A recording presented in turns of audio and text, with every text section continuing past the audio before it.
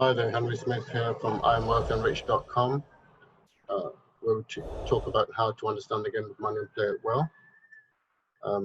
What I'm doing now is welcome to our video series of an investor's journey, wealth creation in action. So what I'm doing is growing a portfolio, cryptocurrency portfolio, and just updating the figures of the portfolio on a day-to-day basis, and sharing a few things with my audience. So today I'm going to, and before I do, I've got to do the disclaimer. This was something I started on February 2021, although the investment was actually started. I'm talking about the documentation and recording of the portfolio was started in 2021 February, but the portfolio was actually started in 2020, May, June. So it's just over a year now. And we're still waiting for, certain things that happen in the market. The market's gone through some interesting turns as we speak. But before I continue, it's important for me to do the disclaimer that I'm not a financial planner or financial advisor. So this is not a financial advice. I'm not a accountant or CPA, so do your own due diligence, do your own research, and I'm just sure I'm talking about from my experience for this informational purposes. And also understand that all investments do carry risks, so do not invest more than you can afford to lose. So with that said in mind, what I'm going to do is share my screen and just update today's figures, and then share a couple of things with you after that. So screen share. So this is the spreadsheet I've been using, and you can see reds and greens. There are three columns here. One is what we call the altcoin column, the Bitcoin column, and then the total column. So the total column, all of these basically, the green is when the figures have moved forward on yesterday, on the previous day, and the red is when it's moved backward on the previous day. So that's what we've got here. So yesterday it went backwards on the altcoin row, forward in the Bitcoin row, forward overall. So here we are today. Is the 11th. Check the 11th, isn't it? Yeah, 11th of January. So let's put that date in there. I'm going to talk about. This is where I get the figures from. The figures they start from this portfolio consists of one Bitcoin and an assortment of altcoins, and altcoins are other alternative coins apart from Bitcoin. And then this is the total above. And on the right hand side, we've got the same portfolio, but just in pounds sterling or Great British pounds. And it comes in through a live feed here through one of the asset groups at the bottom. And then we get the total figure here. So I'm going to take this figure here, 139,133.32. So it's 139,133.32. Make sure I got that correct. 139,133.32, yeah. And if we bring this down, so that looks like it's gone down a little bit on yesterday.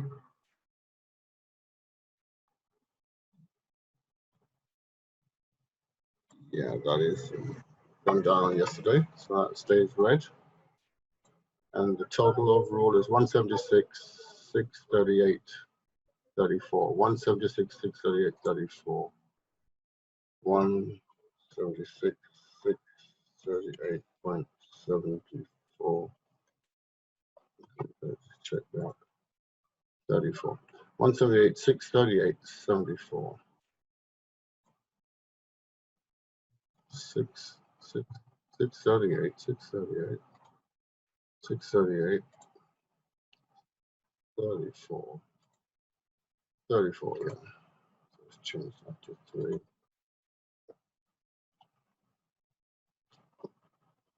So that looks like it's lower than yesterday as well. So that will be in the red. It's minus, yep. That's going to be red, and bring this down here. Bitcoin's down, it's up a little bit actually, interestingly. The Bitcoin is staying green.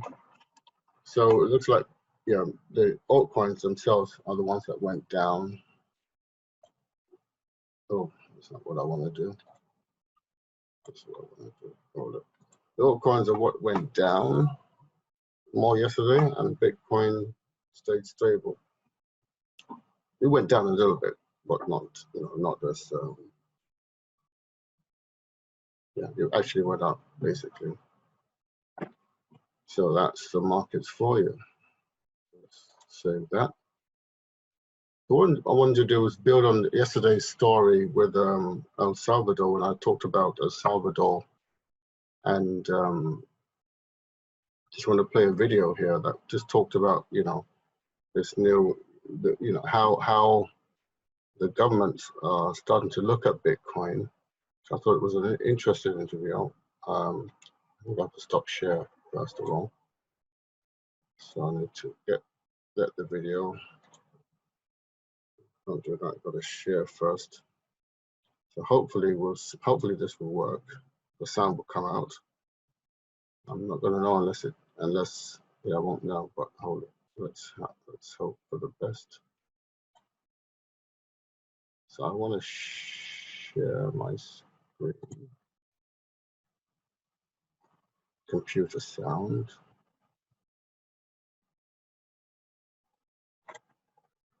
So I go here and play this. Joining us now to discuss is Warwick Capital Chief Investment Officer Brian Tahaka. Welcome, Brian, to the show. Hi, Christine. Thanks for having me on. Good to have you. So I was hoping you can comment on that Basel Committee. They're asking banks to increase capital requirements for Bitcoin exposure. They're cautioning against the risks of Bitcoin, but by acknowledging Bitcoin, they're sort of giving it legitimacy. Can you weigh in here? Yeah, it's interesting. Everybody is trying to figure out the right route to go. And when you're dealing with something that is deemed potentially an asset or something deemed a currency, you're going to have these kind of bank type of issues. And I think what they proposed is great. If a bank's going to hold it, it's basically looking like they have to fully collateralize it, which is fine. The cryptocurrency market right now is the biggest issue is people being over leveraged. And I think they're just trying to be weighing on the cautious side. But it's great that they acknowledged it and they acknowledge it as an asset. Mm-hmm. You mentioned over-leveraged, and we saw that U.S. lawmakers are criticizing Bitcoin. In fact, Senator Elizabeth Warren was commenting on the volatility. Former President Donald Trump also made comments they finally agree on something, that Bitcoin is basically no good. Do you see headwinds for Bitcoin coming from governments? You're going to see it from certain governments and certain not, where there's threats, right? There's two different angles. Is it a threat or does it help? When you talk about El Salvador in a situation like that, it's going to help. When you're talking about a country like the United States where the dollar is the dominant currency, it's going to hurt them. Senator Warren, I think, doesn't really understand the use of the Lightning Network and the use of a currency where you can do basically proof of stake versus proof of work. The fluctuation of the currency isn't going to be as sensitive to that. So there's a big difference between, again, is it a currency or is it an asset? That's where we're going to see the rub, right? So going down that little line of thinking, you're saying that if you're at the grocery store and a grocer accepts some money, $100 or whatever for groceries, they don't have to worry that tomorrow the Bitcoin that they received is $50 tomorrow. Yeah, you don't have to worry about that, right? And that's what Jack Mallers and the guys at the Lightning Network and everybody that's working on this at Strike, that's what they're trying to figure out, and where that volatility doesn't come into play. I've been kind of down this road numerous times with Bitcoin and going, okay, is it going to be a currency? Is it not? Is it going to be an asset? Is it going to be a store? How are they doing that with the volatility, though? How are they going to manage that volatility? It's instantly settled, right? It's instantly settled. So you're not going to have that volatility.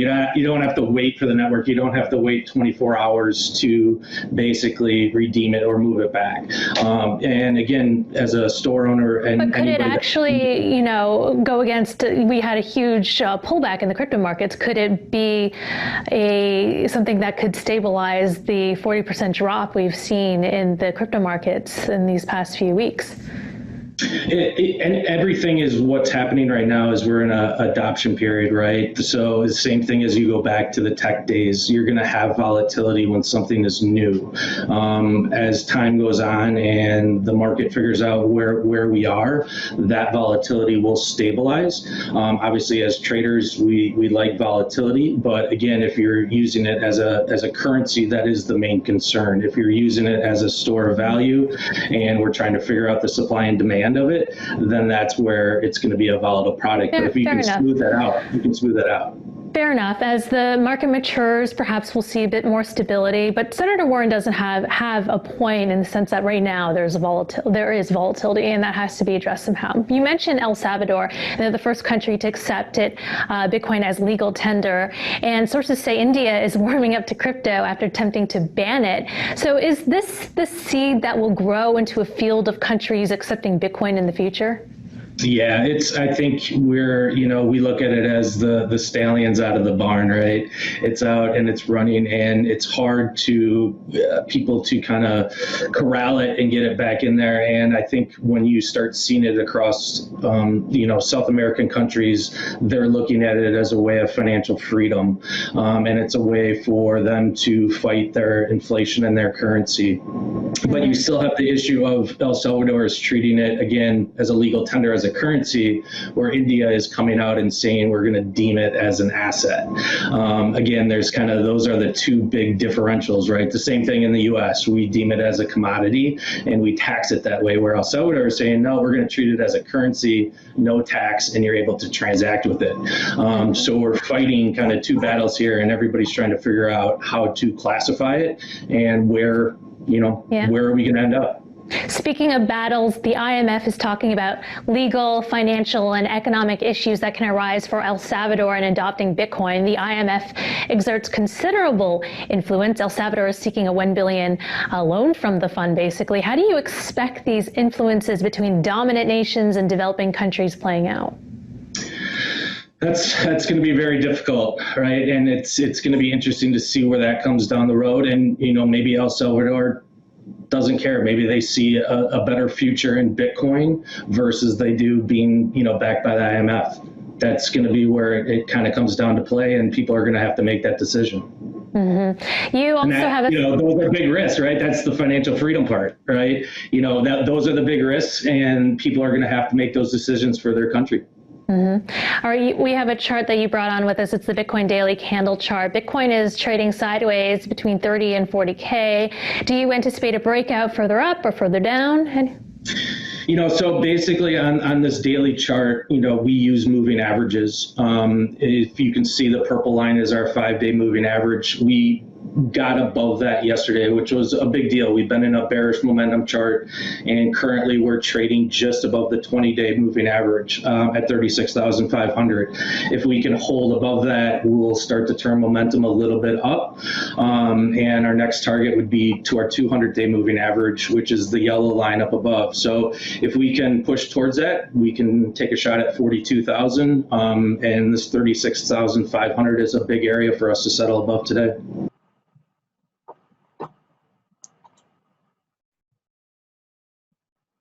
So that was, does Bitcoin, what does it mean when Bitcoin, bank regulators, IMF, US lawmakers caution against Bitcoin? That was from CoinDesk. I thought it was a very good, interview. Hope the sound came out okay. But really what it talks about El Salvador, it talks about India, El Salvador taking the step, and are they going to be beholden to the IMF or not? Or they're going to find their own way to financial independence? India is also reconsidering, the proposed ban that they had, and it's really too late, really, to ban Bitcoin. You can't do that, and they're going to find it difficult because the momentum is already started. and also, whether it's considered as a currency, or the challenges of using Bitcoin as a currency or as an asset. I mean, it's quite straightforward using it as an asset, store of value, or as a currency. Again, you can't use Bitcoin by itself. You have to use the Lightning Network, which is a technology layer that is built on top of Bitcoin that operates it, and then it works pretty well as a currency when you use it in conjunction with the Lightning Network. And I'm sure they're developing other software protocols that can run on top of Bitcoin, that can do all kinds of wonderful things. So Bitcoin in itself is not, it's layer 1. It's layer 2 that will actually make more use of Bitcoin than even layer 3, which even hasn't been invented. People are working on it, hasn't been invented yet. But it all built on top of Bitcoin as layer 1. And so in El Salvador is going to be a very important experiment, so to speak, and the world will be watching. Many countries, other Latin America's countries, will be watching. And these are the first early steps, because like I said, as you said, and as I showed you, we're in the early adoption stage of Bitcoin. I mentioned we're in the early adoption stage. Just to go to that picture I was talking about here. We're in the early adoption stage. Okay, as we move up here to the 90% saturation, that's when it will be less volatility and so on. But so much innovation will be developed, many different layers. We probably will have 3, 4 layers, 5 layers maybe on top of Bitcoin, of different technology that utilize it by the time we get up here. But we're down here right now in the pioneering stage and the early adoptive stage, and it's going to be an exciting journey. Also regarding the price of Bitcoin, where it could be going. Bitcoin has come down from 60,000 to 30,000, been fluctuating between 30 something and 40 something, 30 and 40,000. And people are wondering, which way is the Bitcoin going to go? Is it going to go, let's see, it could go lower, okay, before it eventually goes back high. Or some people think it might just go from here, start to go higher. Okay, so either way it's going to go higher, but will it go higher from here up, or will it go lower first and then go higher? And there are two schools of thought, 2 camps. At the moment, it is actually, I would say, at the moment is it going. This is going down here. This is more like a 70% chance that it will go lower, and this is more like a 30%. So it could still go higher from where it is. All right, it could go higher, but there's a lot of indication, a lot of things on charts and different charts that I'm not going into right now that indicated that it could potentially go lower first before going higher later. But there's still a chance. There are some things on the chart that says it could probably just go, out of this and start going back higher. We just have to wait and see. This month is going to be a very important month to watch as we move towards the end from the 20th onwards. We should see some more signals in the charts that will show us whether it's more moving towards the green line, or whether it's moving more towards this. And if it's going to be basically it could go down for 5-6 months before it goes back up, which is going to be a dramatic turnaround. But if that doesn't happen, then it will just go back up, but we're remain to be seen. Either way, I'm positioned to take advantage of it either way, especially if it goes down. But either way, it's going up. Either the short term or the, shall we say, the medium term is going up. But anyway, that's what I want to share with you today. What I do want to mention, I should mention this. Let's go back here. Visit our website. You've got to have the right mindset, and you've got to have the right investment strategy to succeed in this game. And our website, IamWealthyandRich.com, how to understand the game of money and play it well, is what you want to scroll down here and get your Millionaire Mindset Investment Strategy free right here. And then you can make after you've got that and you've applied what you've learned here, both with the mindset strategy exercises and the investment strategy. If you've done that, then you can apply for our free webinar to get information on our altcoin strategy and show you how to make real money and really set yourself up for success. Okay, but like I said, it starts by you coming to this site, IamWealthyandRich.com, scrolling down and getting this, which is absolutely free. Get yourself into this, start applying the strategies, get yourself aligned, straightened, positioned, and so you can become wealthy and rich. Okay, not just make a little bit of money. With that, I'm going to end. I want to thank you very much for listening. Don't forget to like, share, subscribe, and all that for this video.